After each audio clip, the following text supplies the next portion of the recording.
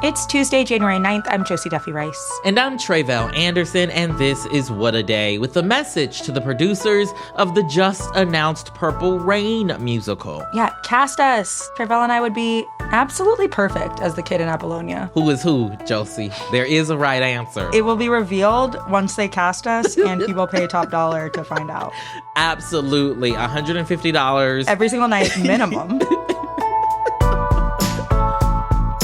On today's show, Pope Francis calls for a worldwide ban on surrogacy, plus a piece of the troubled Alaska Airlines plane has been found by a man named Bob. But first, let's tell you about another hypocritical Florida Republican, though not Ron DeSantis in this case, and a warning, the story does include accusations of sexual assault. Christian Ziegler, the chair of the Republican Party of Florida, was removed from his position on Monday after a closed-door meeting of Republican Party members in the state. The removal comes after a woman alleged that Ziegler raped her in early October. It's the latest development in the relatively small but very mighty scandal that includes not just Ziegler, but his wife, Bridget. Okay, I am ready to dive in. We've discussed this in passing on the show before, but let's catch everyone up here. Who are the Zieglers?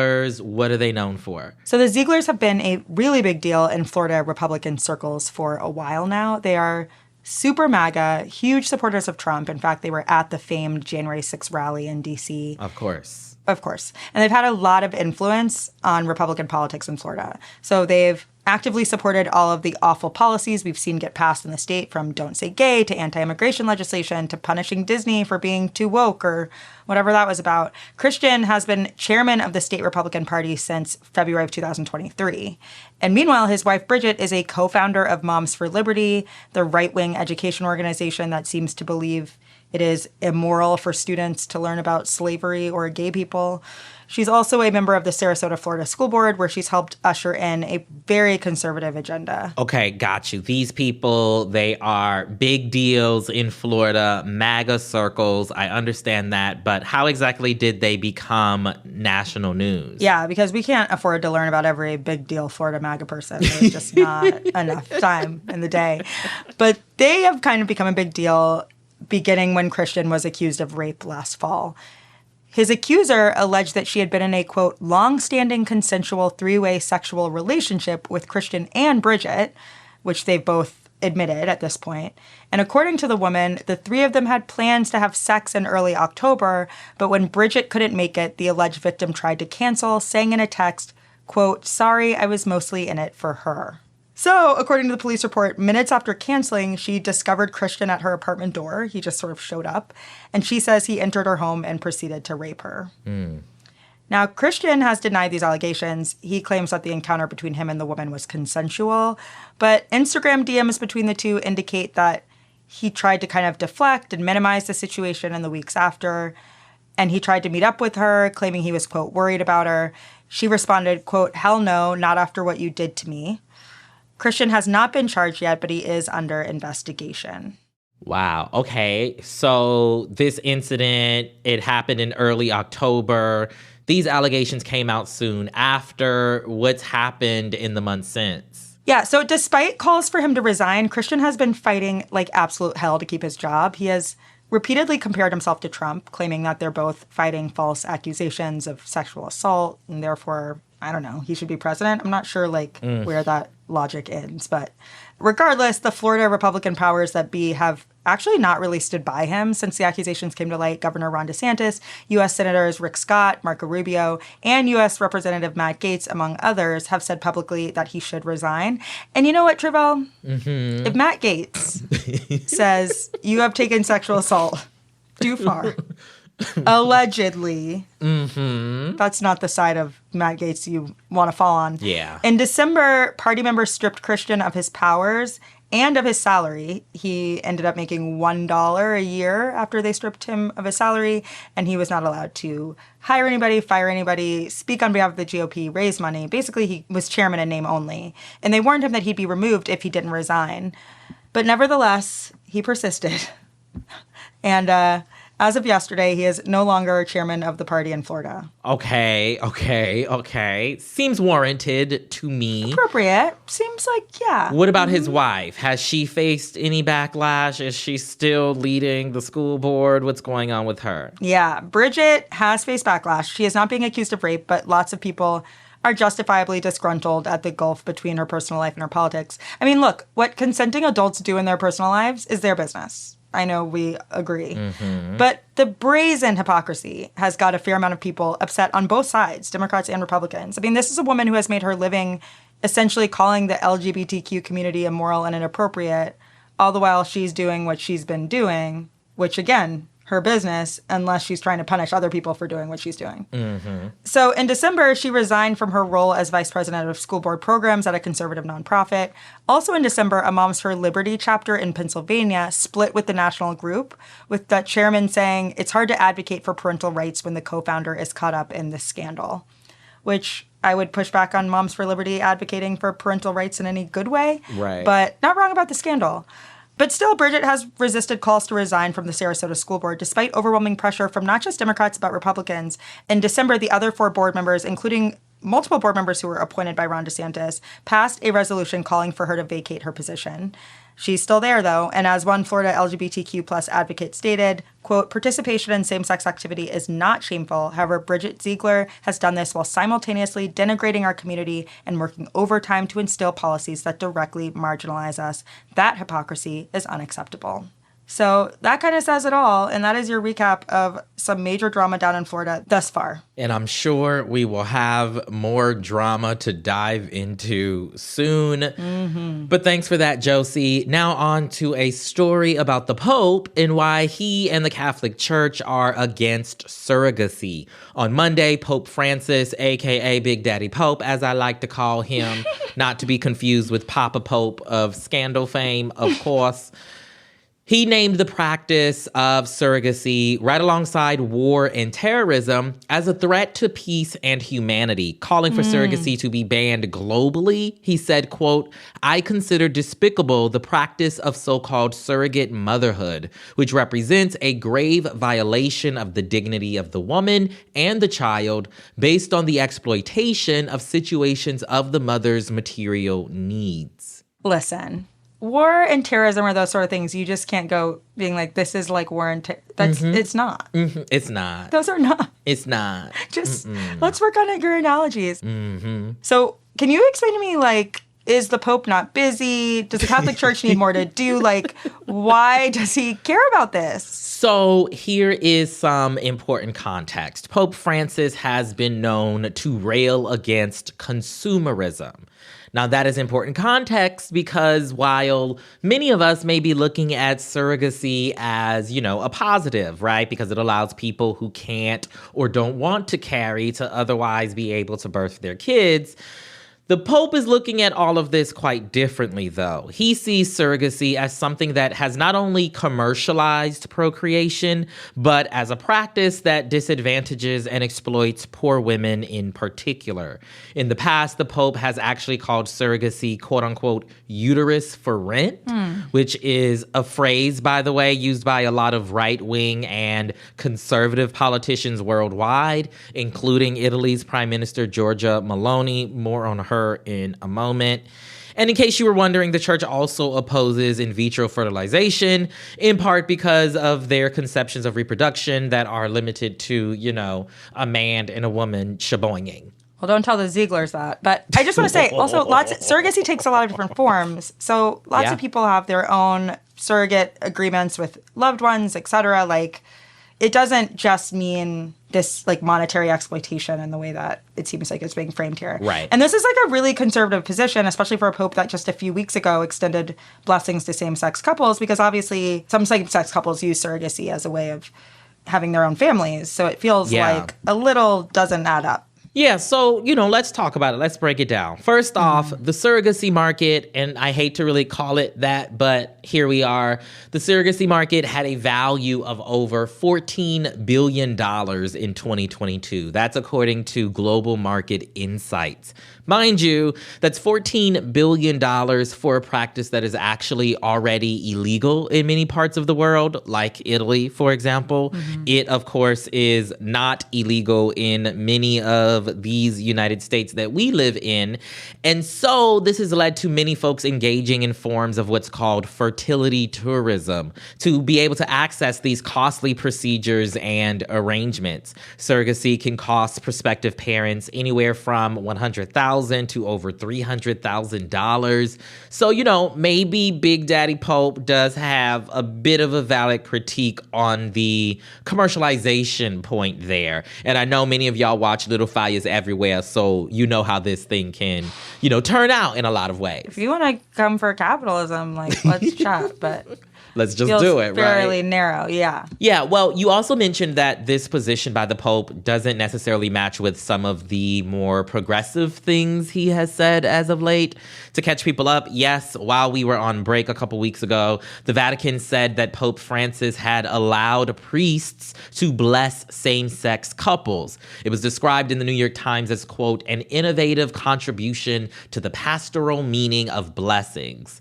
But just to be clear here, the church is still embracing that, hate the sin, love the sinner thing that so many of us are familiar with. And that's because they also made clear that these blessings are not an endorsement of queer people's actual lives, right? So the church is more progressive than it's been before, absolutely.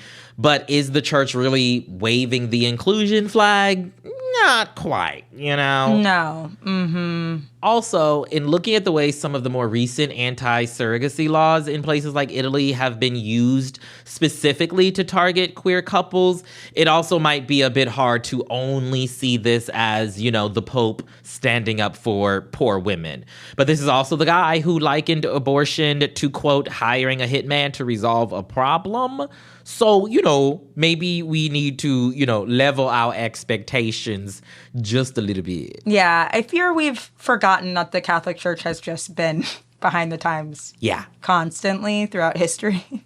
No offense to Catholics or the Catholic Church. I just feel like that's not where I'm going for my progressive direction. And I think that would be wise. But that is the latest for now. We will be back after some ads.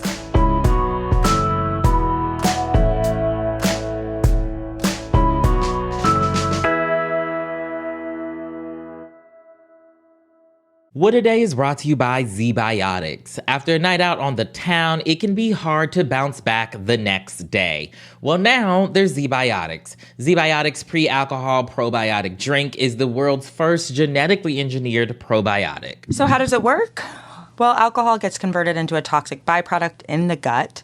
ZBiotics produces an enzyme to break this byproduct down. So remember to make ZBiotics your first drink of the night, drink responsibly, and you'll feel your best tomorrow. Go to zbiotics.com/WAD to get 15% off your first order when you use WAD at checkout. That's zbiotics.com/WAD. What A Day is brought to you by GiveWell.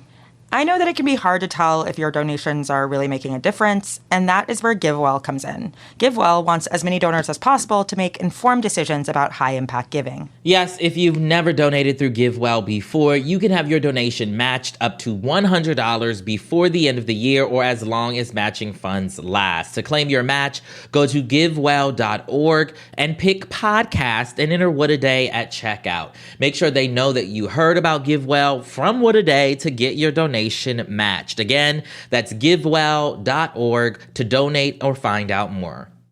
This show is sponsored by BetterHelp. It's easy to get stuck on how you want to change in the new year instead of what you're already doing right.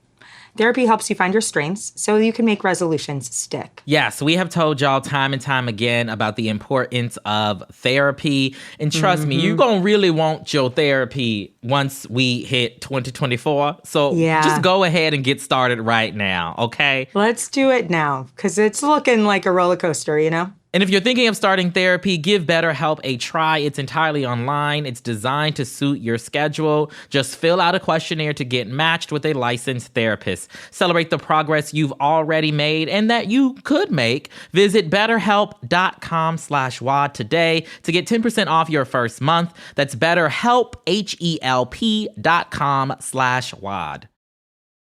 Let's get to some headlines. Headlines.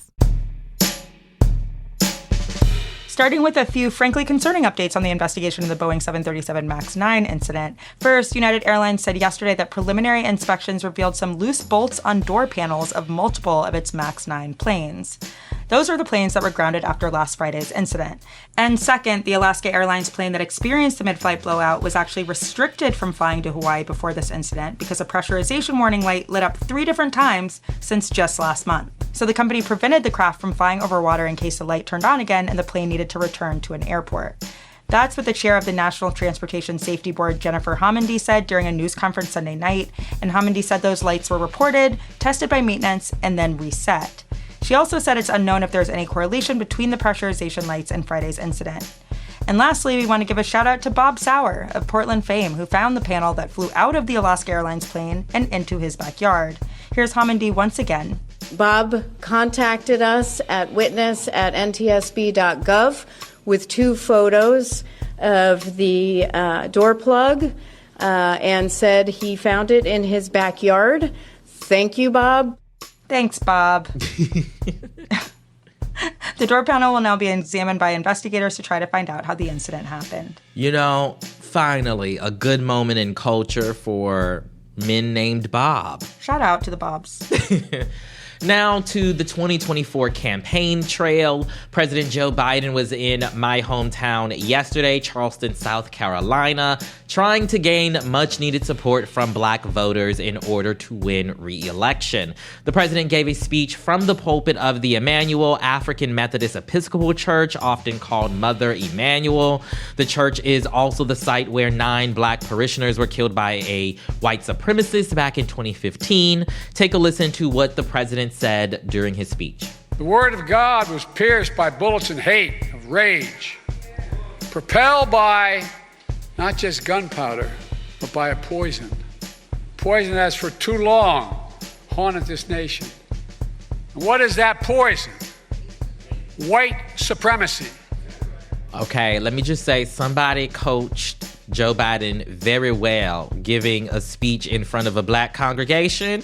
He got the rhythm right. You know what I mean? I'm just saying, it sounds like he's doing and being very intentional here. And without naming them, Biden also took shots at former President Donald Trump and former South Carolina Governor Nikki Haley. During his speech Monday, Biden was also briefly interrupted by protesters calling for a ceasefire in Gaza, with one person shouting that Biden should call for one if he really cares about the lives lost in the U.S. Take a close listen. If you really care about the lives lost here, then you should honor the lives lost and call for a ceasefire in Palestine. Ceasefire now! Ceasefire now! Ceasefire now! That's all right. That's all right. That's all right. That's all right.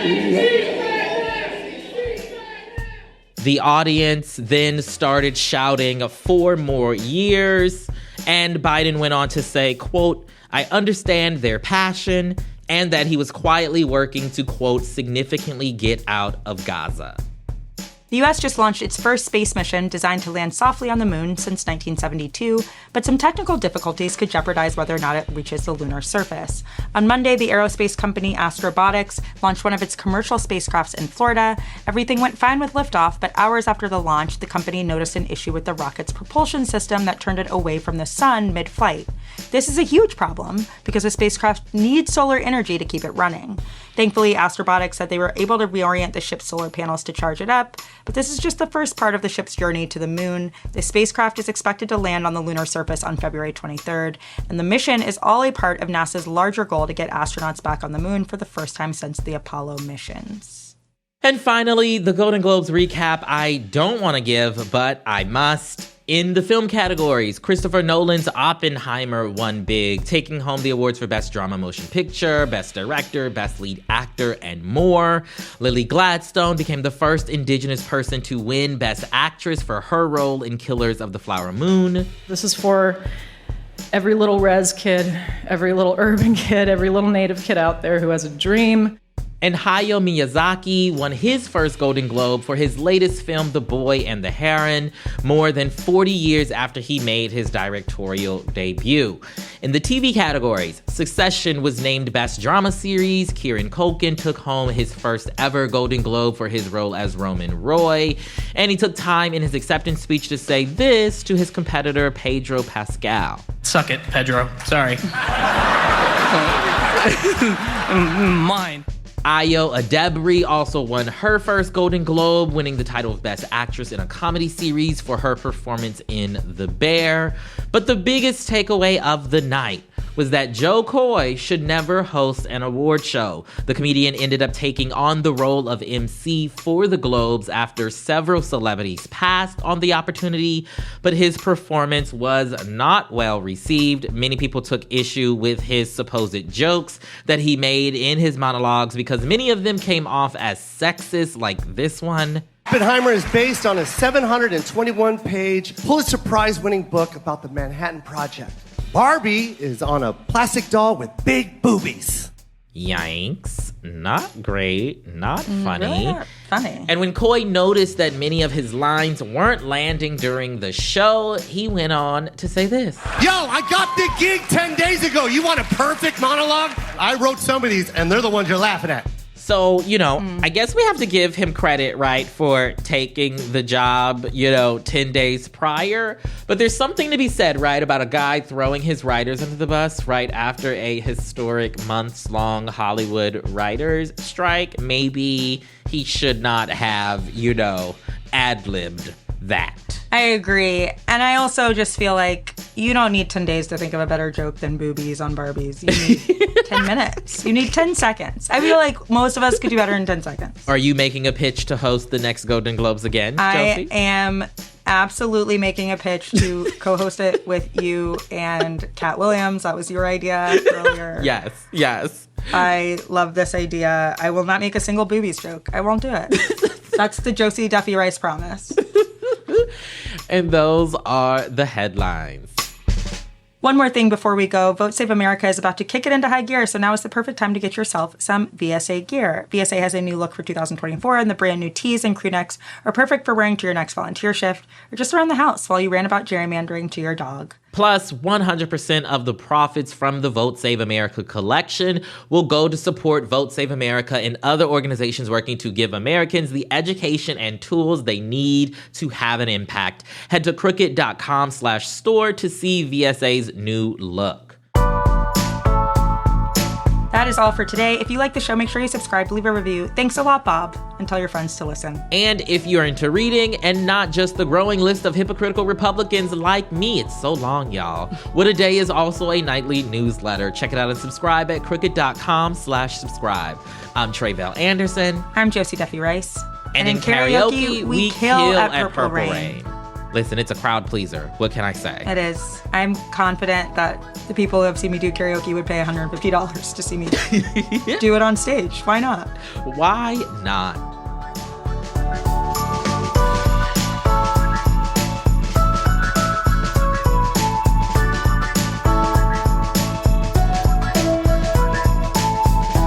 What a Day is a production of Crooked Media. It's recorded and mixed by Bill Lance. Our show's producer is Itzy Quintanilla. Raven Yamamoto and Natalie Bettendorf are our associate producers. And our showrunner is Leo Duran. Our theme music is by Colin Gilliard and Kashaka.